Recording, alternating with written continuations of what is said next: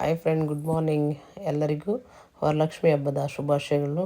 Friend, ನಾನಿವತ್ತು ಅಷ್ಟಲಕ್ಷ್ಮಿಯರ ದೀಪ ಹಚ್ಚುತ್ತಾ ಇದ್ದೀನಿ. Friend, ಅಷ್ಟಲಕ್ಷ್ಮಿಯರ ದೀಪ ಏನಕ್ಕೆ ಅಂದರೆ ಅಷ್ಟಲಕ್ಷ್ಮಿನ ಕೂರ್ಸೋಕ್ಕೆ ಆಗಲ್ಲ ಅಂದ್ಬಿಟ್ಟು ಅಷ್ಟಲಕ್ಷ್ಮಿಯರ ದೀಪನ ಹಚ್ಚುತ್ತಾ ಇದ್ದೀನಿ. ಅಷ್ಟಲಕ್ಷ್ಮಿಯರ ದೀಪ ಮನಸ್ಸಲ್ಲಿ ಏನು ಅಂದ್ಕೊಳ್ಳುತ್ತೋ, ಏನಾಗುತ್ತೋ ಅಂತ ಎಲ್ಲ ನೋವು ಗೀವು ಎಲ್ಲ ಇರುತ್ತೆ. ಸೊ ಹಾಗಾಗಿ ನೀವು ಅಷ್ಟಲಕ್ಷ್ಮಿಯರ ದೀಪನ ಶುಕ್ರವಾರ ಮತ್ತು ಮಂಗಳವಾರ ದಯವಿಟ್ಟು ಹಚ್ಚಿ ನಿಮ್ಮ ಅಲ್ಲೇ ಆಗುವ ಬದಲಾವಣೆಗಳನ್ನ ನೀವು ಕಂಡ್ಕೋಬೋದು. ಫ್ರೆಂಡ್, ನಾನಿವಾಗ ಈ ಆಗಸ್ಟ್ ತಿಂಗಳಲ್ಲಿ ಏನೋ ಆಗಬೇಕು ಅಂತ ಮಾಡ್ತಾಯಿದ್ದೀನಿ. ಅದು ನಿಜ ಸಕ್ಸಸ್ ಆಗುತ್ತೆ. ಸಕ್ಸಸ್ ಆದಾಗ ನಾನು ನಿಮ್ಮ ಹತ್ರ ಶೇರ್ ಮಾಡ್ತೀನಿ. ಈಗ 8 ವೀಳ್ಯದೆಲೆ. ಫ್ರೆಂಡ್, ಮೊದಲಿಗೆ ಒಂದು ತಟ್ಟೆ ತೊಗೊಳ್ಳಿ. ಆ ತಟ್ಟೆಗೆಲ್ಲ ಫುಲ್ಲು ಅರಿಶಿನ ಹಾಕಿ ಸುತ್ತ 4 ಸುತ್ತ ಅರಿಶಿನ ಕುಂಕುಮ ಎಲ್ಲ ಇಟ್ಟು ಅದ್ರಿಗೆ ಅಕ್ಷತೆ ಹಾಕಬೇಕು. ಅಕ್ಷತೆ ಹಾಕಿದ್ಮೇಲೆ 4 ಹಾಗೆ ವೀಳ್ಯದೆಲೆ ತೊಗೋಬೇಕು. ವೀಳ್ಯದೆಲೆಗೆ ಅರಿಶಿನ ಕುಂಕುಮ ಹಾಕಬೇಕು. ಇಡೋರು ಹಾಕ್ತಾರೆ. ಬಟ್ ನಾನೇನಕ್ಕೆ ಎಲ್ಲಿಡ್ತಾ ಇಲ್ಲ ಅಂತ ಅಂದರೆ ಅದು ಎಲೆ ಅರಿಶಿನ ಕುಂಕುಮದೊಳಗಡೆ ಎಲ್ಲ ಇದಾಗುತ್ತೆ, ಮೊದಲೇ ಒಳಗಡೆ ಇದೆಯಲ್ಲ, ಹಾಗಾಗಿ ಅದ್ರ ಮೇಲ್ಗಡೆ ಹಾಕಿರ್ತೀನಿ. ಫ್ರೆಂಡ್, ಯಾವಾಗಲೂ ಅಷ್ಟೇ ದೀಪಕ್ಕೆ ನೀವು ಈ ಥರ ನಾವೇನಾದ್ರು ಕೋರಿಕೆಗಳಿದೆ, ಅದು ಸಕ್ಸಸ್ ಆಗಬೇಕು, ಇಷ್ಟು ದಿನದಲ್ಲಿ ಆಗಬೇಕು ಅಂದಾಗ ಈ ಥರ ದೀಪಕ್ಕೆ ಸುತ್ತ ಅರಿಶಿನ ಹಾಕಿ ತಾಯಿಗೆ ನಾವು ಅರಿಶಿನ ಕುಂಕುಮ ಇಟ್ಟು ನೋಡಿ, ಫುಲ್ಲು ಒಂದು 8 ಎಲೆಗೂ ಸ್ವಲ್ಪ ಅಕ್ಕಿನ ಹಾಕಬೇಕು. ಅಕ್ಕಿ ಸಂಕೇತ ಏನು ಅಂತ ಗೊತ್ತಲ್ಲ ನಿಮ್ಮೆಲ್ಲರಿಗೂ, ಚಂದ್ರ. ಈಗ ದೀಪಗಳಿಗೆಲ್ಲರಿಗೂ ಅರಿಶಿನ ಕುಂಕುಮ ಹಾಕೊಂಬರ್ತಿದ್ದೀನಿ. ಫ್ರೆಂಡ್, ತುಂಬ ಒಳ್ಳೆಯದಾಗುತ್ತೆ. ಅಷ್ಟಲಕ್ಷ್ಮಿ ದೀಪ ವರಲಕ್ಷ್ಮಿ ಹಬ್ಬದಿಂದ ಇನ್ ಕೇಸ್ ಯಾರ್ಯಾರು ಪೀರಿಯಡ್ಸ್ ಆಗಿದ್ದೀರೋ ವರಲಕ್ಷ್ಮಿ ಮಾಡೋಕ್ಕಾಗಿಲ್ಲ ಅಂದರೆ ಫ್ರೆಂಡ್, ಈಗ ಶುಕ್ರವಾರ ಒಳ್ಳೆಯ ದಿನ ಬರುತ್ತೆ, ಅದನ್ನು ನೀವು ಮಾಡ್ಬೋದು. ಹೆಣ್ಮಕ್ಳಿಗೆ ಅಂದರೆ ಇದನ್ನು ಪೀರಿಯಡ್ಸ್ ಆಗಿದ್ದೀವಿ, ನಾವು ವರಲಕ್ಷ್ಮಿ ಹಬ್ಬ ಮಾಡಲೇ ಇಲ್ಲ ಈ ವರ್ಷ ಅಂತ ಬೇಜಾರೇನು ಮಾಡ್ಕೊಬಿಡಿ. ನೆಕ್ಸ್ಟು ಶುಕ್ರವಾರ ಮಾಡಿ. ಫ್ರೆಂಡ್, ಹೀಗೆ ಬೆಳ್ಳಿ ಕನ್ನಡ ಯೂಟ್ಯೂಬ್ ಚಾನಲ್ನ ನೋಡ್ತಾ ಇರಿ.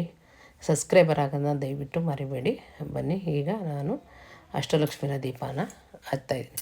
ಮೊದಲಿಗೆ ತುಪ್ಪನ ಹಾಕ್ಕೊಳ್ಳಿ. ತುಪ್ಪ ಇದ್ದರೆ ಆಪ್ಷನಲ್ಲು, ಇಲ್ಲಾಂದರೆ ಎಣ್ಣೆನೇ ಹಾಕ್ಕೊಳ್ಳಿ, ಪರವಾಗಿಲ್ಲ. ಈಗಿನ ರೇಟಲ್ಲಿ ತುಪ್ಪ ಎಣ್ಣೆ ಅನ್ನೋದ್ರಂತಲ್ಲ. ಫ್ರೆಂಡ್, ನಾವು ತುಪ್ಪನೇ ಹಾಕ್ತಾಯಿದ್ದೀನಿ. ಯಾಕೆ ಅಂದರೆ ನನಗೆ ದೇವರು ತುಂಬ ಇಷ್ಟ, ಹಾಗಾಗಿ ನಾನು ತುಪ್ಪ ದೀಪ ಹಚ್ತಾಯಿದ್ದೀನಿ. ಈಗ ಮಣ್ಣಿನ ದೀಪಕ್ಕೆಲ್ಲ ತುಪ್ಪ ಹಾಕ್ಕೊಂಡು ಬೇಕಾದರೆ ಒಂದು ಬತ್ತಿನ ಅದು ಒಂದು ನೀವು ಅರಿಶಿನ ಮಾಡಿ ಹಾಕಬೇಕು. ಇಲ್ಲ ನಾವು ಜೋಡಿ ದೀಪ ಹಾಕ್ತೀವಿ ಅಂದರೆ ಒಂದನ್ನೇ ಅರಿಶಿನ ಹಾಕಿ 2 ಮಾಡಿ ಹಚ್ಬೇಕು. ಇದು ಹಚ್ಚಾದ್ಮೇಲೆ ನೀವು ಲಕ್ಷ್ಮಿ ಅಷ್ಟೋತ್ತರನ ಹಾಕ್ಕೊಳ್ಳಿ. ಹೇಳಕ್ಕೆ ಬರುತ್ತೆ ಅಂದರೆ ಓಕೆ, ಇಲ್ಲಾಂದರೆ ಮೊಬೈಲಲ್ಲಿ ಹಾಕ್ಕೊಂಡು ಕೇಳಿ. ಈಗ ಲವಂಗನ ಹಾಕಿ ತುಪ್ಪದೊಳಗಡೆ, ಲವಂಗ ಏನಂದರೆ ಲಕ್ಷ್ಮಿ ಸಂಕೇತ, ಹಂಗಾಗಿ ನಾವು ಲಕ್ಷ್ಮಿನ ಆಕರ್ಷಣೆ ಮಾಡ್ತಾಯಿದ್ದೀವಿ. ಹಂಗಾಗಿ ಸೊ ಲವಂಗನ ಹಾಕೊಳ್ಳಿ. ಲವಂಗ ಹಾಕಾಯ್ತು. ಈಗ ನಾವು ಒಂದು ಏಲಕ್ಕಿನ ಇಡೋಣ. ನಿಮಗೂ ಗೊತ್ತು, ಏಲಕ್ಕಿ ಹಾರ, ಏಲಕ್ಕಿ ದೀಪ, ಏಲಕ್ಕಿದ ಪ್ರಸಾದ ಎಲ್ಲ ಮಾಡ್ತಾರೆ. ಹಾಗಾಗಿ ನಾವಿವತ್ತು ದೀಪನ ಹಚ್ಚುತ್ತಾ ಇದ್ದೀವಿ. ಎಲ್ಲರಿಗೂ ತಾಯಿ ಮಹಾಲಕ್ಷ್ಮಿ ಒಳ್ಳೇದು ಮಾಡಲಿ, ಸಿರಿ ಸಂಪತ್ತನ್ನು ಕೊಟ್ಟು ನಮ್ಮ ದೇಶ ಇನ್ನೂ ಶ್ರೀಮಂತರ ದೇಶ ಆಗಲಿ. ಜೈ ಹಿಂದ್. ಈಗ ನಾವು ದೀಪನ ಹಚ್ಬೇಕು. ಎಲ್ಲದಕ್ಕೂ ದೀಪ ಎಲ್ಲನೂ ಹಾಕಿದ್ದೀವಿ.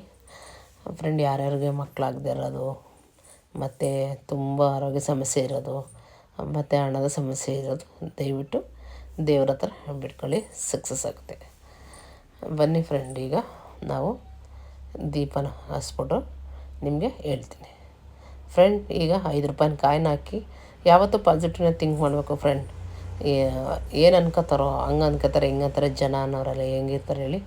ಬೆನ್ನಿಂದೆ ಮಾತಾಡೋರ ಬಗ್ಗೆ ತಲೆ ಕೆಡ್ಸ್ಕೊಬೇಡಿ. ಏಕೆಂದರೆ ಅವ್ರು ಯಾವಾಗಲೂ ನಮ್ಮ ಬೆನ್ನಿ ಹಿಂದೆನೇ ಇರ್ತಾರೆ, ಹಾಗೆ ಜೀವನದಲ್ಲೂ ಹಿಂದೆ ಇರ್ತಾರೆ. ನಮ್ಮ ಪಾಡಿಗೆ ನಾವಿರಬೇಕು, ನಾವು ಮುಂದೆ ಹೋಯ್ತಾ ಇರಬೇಕು.